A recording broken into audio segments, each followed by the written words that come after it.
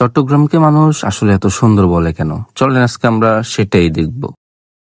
আপনি যদি ডে ট্যুরের কথা বলেন তাহলে সবার আগে চলে আসবে চট্টগ্রাম। চট্টগ্রামে গেলে আপনি দেখতে পারবেন সমুদ্র, পাহাড়, ঝর্ণা সব আপনি একসাথেই পেয়ে যাবেন। তার মধ্যে অন্যতম সুন্দর জায়গা হচ্ছে বাঁশখালী চম্বলে থাকা মিনি কাশ্মীর। সেখানে পাহাড়গুলো তুলনামূলক ছোট হলেও পাহাড়ে ফিল পাবেন 100তে 100। আর এত সুন্দর জায়গা উপভোগ করতে আমিও চলে গেছিলাম বাঁশখালীর চম্বলে থাকা মিনি কাশ্মীর। যাবেন ভালো কথা, কিন্তু বৃষ্টিতে যায়েন না, তাহলে আপনার অবস্থা এমনটাই হবে। তবে মিনি কাশ্মীরের মতো একেবারে ফুল কাশ্মীরি একটা ভাইব আছে। যদি আপনি এখানে যান, মাথায় রাখবেন সকাল সকাল যাওয়ার জন্য বা বিকাল টাইমে যাওয়ার জন্য, কারণ দুপুর অনেক বেশি রোদ থাকে। আপনার এত সুন্দর জার্নিটা কষ্টতে পরিণত হতে পারে। আর এখানে যারা নতুন যান তাদের জন্য একটা সাজেশন হচ্ছে, নিচে একটা ঝর্ণা আছে, ওইখান থেকে বোতলে করে পানি নিয়ে যাবেন। আপনি যদি চিটাগাং এর আশেপাশে থাকেন তাহলে কম বাজেটে এই জায়গায় ঘুরে যাওয়াটা আপনার জন্য মোটেও খারাপ কিছু হবে না।